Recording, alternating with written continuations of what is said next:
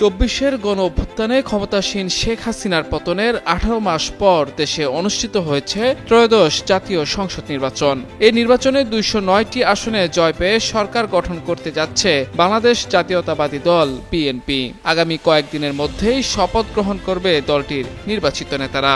আর তাই প্রশ্ন উঠেছে, নির্বাচন পরবর্তী ঢাকা-দিল্লি সম্পর্ক কেমন হবে? নির্মাণে নাম্বার 1 শাহ সিমেন্ট।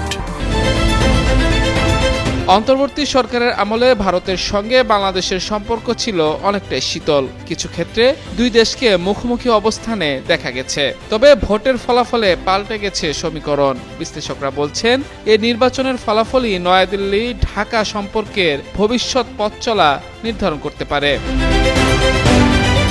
বাংলাদেশের সঙ্গে ৪,০০০ কিলোমিটারেরও বেশি দীর্ঘ সীমান্ত রয়েছে ভারতের। তাই পূর্ব ভারতের ৭টি রাজ্যের নিরাপত্তা ও স্থিতিশীলতার জন্য ভারতের ঢাকা সহযোগিতার অত্যন্ত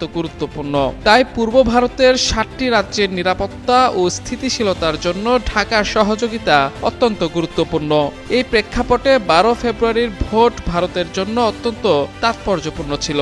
সেজন্য ফলাফল ঘোষণার পরপরই পাকিস্তানের আগেই বিএনপি চেয়ারম্যান তারেক রহমানকে অভিনন্দন জানিয়েছেন ভারতের প্রধানমন্ত্রী নরেন্দ্র মোদী। শুক্রবার দুপুরে নরেন্দ্র মোদী নিজে তার এক্স হ্যান্ডেলে বিষয়টি নিশ্চিত করেন। ভারতের প্রধানমন্ত্রীর এই ইতিবাচক বার্তাটি দুই দেশের আগামী দিনের কূটনৈতিক সম্পর্কের জন্য একটি শক্তিশালী সংকেত হিসেবে দেখা হচ্ছে। এদিকে এর প্রতিক্রিয়া জানিয়েছে বিএনপিও। বাংলাদেশের নতুন প্রধানমন্ত্রী হিসেবে তারেক রহমানের শপথ অনুষ্ঠানে ভারতের প্রধানমন্ত্রী নরেন্দ্র মোদীকে আমন্ত্রণ জানানোর পরিকল্পনা করেছে দলটি। বিএনপি চেয়ারম্যান তারেক রহমানের পররাষ্ট্র বিষয়ক উপদেষ্টা হুমায়ুন কবিরের বরাত দিয়ে ভারতীয় সংবাদ মাধ্যম WION এমনটা জানিয়েছে। সংবাদ মাধ্যমটি বলছে, নির্বাচনে বিএনপির বিপুল বিজয়ের পর এই পরিকল্পনা আওয়ামী লীগের পতনের পর থেকে দুই দেশের চলমান উত্তেজনা কমিয়ে আনার চেষ্টার ইঙ্গিত দিচ্ছে।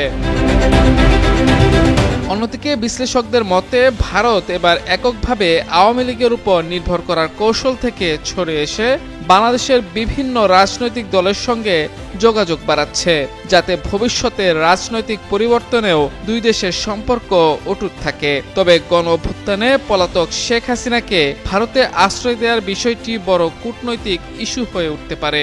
নতুন সরকার যদি শেখ হাসিনার প্রত্যর্পণ দাবি করে, তবে কঠিন পরীক্ষার মুখোমুখি হবে নয়াদিল্লি।